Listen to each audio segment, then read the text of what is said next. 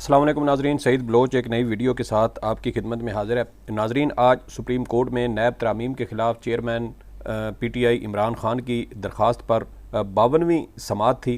अदालत की जानिब से इस केस की समाअत अब आइंदा हफ्ते मंगल के रोज़ तक मुलतवी की गई है। पहले इम्कान यही ज़ाहिर किया जा रहा था कि शायद आज इस केस की समाअत मुकम्मल हो जाएगी। दौरान समाअत चीफ जस्टिस की जानिब से भी इस बात का इंदिया दिया गया कि आज 12:30 बजे तक इस केस की समाअत मुकम्मल करनी है, लेकिन वकला के दलाइल की वजह से ये केस बर वक्त मुकम्मल नहीं हो सका। अब मंगल के रोज़ इम्कान यही है कि इस केस की समाअत मुकम्मल हो जाएगी और उसके बाद मुमकिन तौर पर उसी रोज़ या उसके अगले चंद रोज़ में इस केस का मुख्तसर फ़ैसला भी जारी हो सकता है। आज सुप्रीम कोर्ट ऑफ पाकिस्तान में जस्टिस मंसूर अली शाह की जानिब से इस तरमीम जो नैब तरामीम की गई गुज़श्ता साल, उस हवाले से उनकी जानिब से बड़े अहम दलाइल मैं समझूंगा कि उनकी जानिब से दिए गए। इसके अलावा नैब की जानिब से आज अपडेटेड रिपोर्ट भी सुप्रीम कोर्ट ऑफ पाकिस्तान में जमा करवा दी गई है। ये तीसरी रिपोर्ट है। इससे कबल दिसंबर 2022 और इसके अलावा जनवरी 2023 में नैब की जानिब से report supreme court of Pakistan में जमा करवाई गई थी और आज ये तीसरी रिपोर्ट है। उसकी तफसीलात भी आपके साथ शेयर करेंगे। आज जब केस की समाअत का आगाज़ हुआ तो चीफ जस्टिस की जानिब से ये रिमार्क्स दिए गए कि कल हमने नैब तरमीमी कानून में एक और अहम चीज़ देखी कि MLA के तहत हासिल शवाहिद की हैसियत ख़त्म कर दी गई है। अब नैब को ख़ुद सर्विसेज लेना होगी जो महंगी पड़ेंगी। कानून में इस ज़रिए से शवाहिद काबिल कबूल नहीं है। इसके अलावा FBR को मिलने वाली मालूमात भी बतौर सबूत इस्तेमाल नहीं हो सकेंगी। इस पर वफाकी हुकूमत के वकील मखदूम अली ख़ान ने कहा कि मुलज़िम से बरामद होने वाला मवाद नैब ने साबित करना है। बैरून मुल्क से लाए गए मवाद को भी साबित करना नैब की ज़िम्मेदारी है। इसके अलावा अदालतें शवाहिद देख कर ही फ़ैसला करती हैं। स्विस अदालत ने आसिफ जरदारी के ख़िलाफ़ अपने मुल्क के शवाहिद तस्लीम नहीं किए थे, जिस पर जस्टिस एजाजुल एहसन की जानिब से ये ऑब्जर्वेशन दी गई कि स्विस मुकदमात तो ज़ायदुल मियाद होने की वजह से ख़त्म हुए थे, अदम शवाहिद की बुनियाद पर ख़त्म नहीं हुए थे। उन्होंने मज़ीद कहा कि नैब मुकदमात में सज़ा की शरह 50% से भी कम है। इसके अलावा चेयरमैन PTI के वकील ख्वाजा हारिस की जानिब से अपने दलाइल का आगाज़ करते हुए ये कहा गया कि नैब कानून के सेक्शन 21G के तहत MLA के ज़रिए शवाहिद हासिल करने का इख्तियार दिया गया है। ये शवाहिद दफ्तर ख़ारजा के ज़रिए हासिल किए जाते हैं और इनकी तस्दीक का एक पूरा अमल होता है। चीफ जस्टिस ने चेयरमैन PTI के वकील से सवाल किया कि पाकिस्तान के कानून में बैरून मुल्क से जो MLAs हैं उनकी कितनी गुंजाइश है, जिस पर ख्वाजा हारिस ने जवाब दिया कि बैरून मुल्क से हासिल जो लीगल असिस्टेंट या जो कानूनी मुआवनत है उसकी कोई ज़्यादा अहमियत नहीं रखी गई। इसके अलावा जो नैब रिपोर्ट थी, आज ये तीसरी नैब रिपोर्ट थी जो सुप्रीम कोर्ट ऑफ पाकिस्तान में जमा करवाई गई है और इस रिपोर्ट के मुताबिक रवां साल अब तक 22 नैब रेफरेंसेस नैब अदालतों से वापस किए जा चुके हैं, जबकि इन जो गुज़श्ता साल नैब तरामीम की गई थी उन तरामीम की रोशनी में 25 रेफरेंसेस नैब के अलावा जो दीगर फोरम्स हैं करप्शन से मुतालिक उन फोरम्स को भी मुंतकिल किए जा चुके हैं। हालिया जो नैब जो अपडेटेड नैब रिपोर्ट है उसके मुताबिक जिन लोगों ने नैब तरमीम से फ़ायदा उठाया उनमें साबिक सदर आसिफ अली जरदारी, साबिक वज़ीर-ए-आज़म शाहिद खाकान अब्बासी, मंजूर कादिर काका, खुर्शीद अनवर जमाली, ख्वाजा अनवर मजीद, जेली बैंक अकाउंट केस के मुलजिम हुसैन लवाई और ओमनी ग्रुप के अब्दुल गनी मजीद के मुकदमात शामिल हैं जो अब इन तरामीम के बाद नैब के दायरा इख्तियार से निकल चुके हैं। इसके अलावा जनवरी 2023 में जो रिपोर्ट नैब की जानिब से सुप्रीम कोर्ट ऑफ पाकिस्तान में जमा करवाई गई थी उसके मुताबिक तकरीबन 381 के करीब नैब रेफरेंसेस थे जो मुल्क भर की नैब अदालतों से वापस भिजवाए गए थे। और इस तरह अब ये जो तीसरी रिपोर्ट जमा करवाई गई है, अगर ये जो नैब रेफरेंसेस हैं ये भी इसमें शामिल किए जाएँ तो ये तकरीबन लगभग कोई 403 नैब रेफरेंसेस हैं जो अब तक नैब की अदालतों से वापस हो चुके हैं। इसके अलावा जो नैब तरामीम है ये मुकदमात सिर्फ वापस नहीं हुए बल्कि आज केस की समाअत के दौरान वकील ख्वाजा हारिस की जानिब से ये नुक्ता उठाया गया कि प्ली बारगेन के ज़रिए जो रकम इकसात की सूरत में भी मुल्ज़मान से वसूल की गई थी, इन नैब तरामीम के बाद वो रकम भी वापस की जाएगी।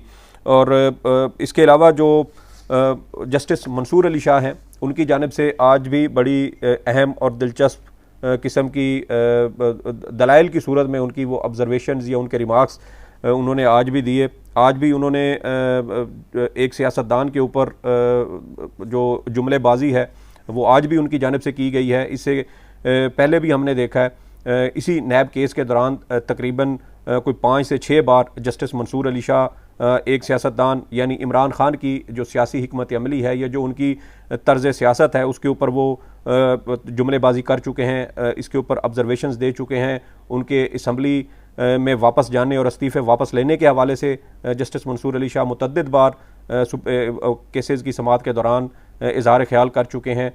इसी नैब कानून, इसी ये जो नैब तरामीम वाला केस है, इसमें गुज़श्ता साल से लेके अब तक जहाँ तक मुझे याद पड़ता है कोई लगभग 5 से 6 बार जस्टिस मंसूर अली शाह PTI पर इस्तीफ़े वापस लेने या असम्बली से इस्तीफ़े देकर बाहर आने का जो मामला था उसके ऊपर उनकी जानिब से सियासी जुमलेबाजी की जा चुकी है। आज केस की समाअत के दौरान जस्टिस मंसूर अली शाह की जानिब से ये ऑब्जर्वेशंस दी गई कि पार्लिमानी जमहूरी निज़ाम आईन पाकिस्तान का मरकज़ी जुज़्व है। कहा जा रहा है कि पार्लियामेंट ने अपने और अहले खाना को फ़ायदा पहुँचाने के लिए कानून साजी की। मुझे यूँ महसूस हो रहा है कि ज़ोर लगा लगा कर नैब तरामीम में गलती ढूंढी जा रही है। मुल्क में पार्लियामेंट और अदलिया को अपने अपने तरीके से चलने दें। इस वक्त आम इंतखाबात सर पर हैं। मेरे जहन में एक ही हल है कि नई पार्लियामेंट आकर तरामीम को ख़त्म कर दे, वरना ऐसे तो पूरा निज़ाम ही ख़त्म हो जाएगा। इसी तरह केस की समाअत के दौरान एक मौके पर जस्टिस मंसूर अली शाह ने PTI के पार्लियामेंट से बाहर जाने का जो एक प्रोसेस था उसके ऊपर उनकी जानिब से एक बार फिर रिमार्क्स दिए गए और उन्होंने कहा ख्वाजा हारिस जो चेयरमैन PTI के वकील थे उनको मुखातिब करते हुए कहा कि पार्लियामेंट छोड़कर अदालत आने से नेक नियति पर सवाल उठेगा, जिस पर ख्वाजा हारिस की जानिब से ये जवाब दिया गया कि जो इस्तीफ़े देने का अमल था वो PTI का सियासी फ़ैसला था और वो मुस्ताफ़ी होने का हक़ रखते थे। इसी तरह की जो रिमार्क्स हैं या ऑब्जर्वेशंस हैं जस्टिस मंसूर अली शाह वो मुतअद्दिद मौक़े पर दे चुके हैं। आप इस्लामाबाद हाई कोर्ट में भी देखें तो वहाँ पर जब chief justice Athar Minallah chief justice Islamabad high court थे तो उनकी जानिब से शीरी मज़ारी से बाकायदा ये कहा गया था कि आप बयान हल्फी दें कि आप अपने इस्तीफ़े पार्लियामेंट में जाकर वापस लेंगे और कौमी असम्बली का हिस्सा बनेंगे। इसी हवाले से हम पहले भी जो है वो इस तरह की जो ऑब्जर्वेशन जजेज़ की जानिब से आती हैं उसके ऊपर रिपोर्ट करते रहे हैं कि जजेज़ का ये काम नहीं है कि वो किसी भी सियासतदान की सियासी हिकमत अमली के ऊपर अपनी राय दें। अगर किसी किसी जज साहब को किसी सियासतदान की तर्ज सियासत पसंद नहीं है तो उसके ऊपर राय देने से बेहतर है कि वो खामोश रहें। जस्टिस मंसूर अली शाह हों, जस्टिस अतर मिनल्ला हों, ये सिर्फ जजेज़ नहीं हैं बल्कि एक पूरा माइंड सेट है। अगर हम पिछले जो तकरीबन 15 से 16 माह बनते हैं, 17 माह बनते हैं, इसमें देखें तो एक पूरा एक माइंड सेट है और इस माइंड सेट की जानिब से बार बार जो PTI की तर्ज सियासत थी उसके ऊपर भरपूर तरीके से तनकीद की गई। उनके जो अरकान पार्लियामेंट थे उन पर दबाव डाला गया कि आप बयान हल्फी दें कि आप अपने इस्तीफ़े वापस लेकर पार्लियामेंट में जाएंगे। अब सवाल यहाँ पर यह पैदा होता है कि क्या जजेज़ जो सुप्रीम कोर्ट में हों या हाई कोर्ट में हों, क्या उनका ये काम है कि वो एक ही सियासी जमात को टारगेट करें। गुज़श्ता 16-17 माह में PDM की जानिब से जो तर्ज सियासत इख्तियार किया गया, आज तक किसी जज की जानिब से उनके तर्ज सियासत के ऊपर कोई बात नहीं की गई। उनकी जानिब से सुप्रीम कोर्ट के जजेज़ के ऊपर बेंच फिक्सिंग के इल्ज़ामात लगाए गए। जलसों के अंदर उनकी तस्वीरें चला चला कर उनके ऊपर तनकीद की गई। सुप्रीम कोर्ट ऑफ पाकिस्तान के सामने उनके ख़िलाफ़ जो है वो संगीन अल्फाज और संगीन जुमलों का इस्तेमाल किया गया। पार्लियामेंट के अंदर उस पर इज़हार ख्याल किया गया। लेकिन आज तक ये जो जज साहिबान है, जो एक पूरा एक माइंड सेट है, जो अगर उनको कहा जाए कि वो जस्टिस काजी फ़ाइज़ ईसा के हम ख्याल जजेज़ हैं और वो मौजूदा चीफ़ जस्टिस उमर अता बंदयाल के मुखालिफ हम ख्याल ग्रुप समझा जाता है, तो ये बिल्कुल गलत नहीं है। और ये लड़ाई अगर हम देखें जो जजेज़ के पहले चैम्बर में हुआ करती थी वो वहाँ से निकल के अब अदालतों तक पहुँच चुकी है।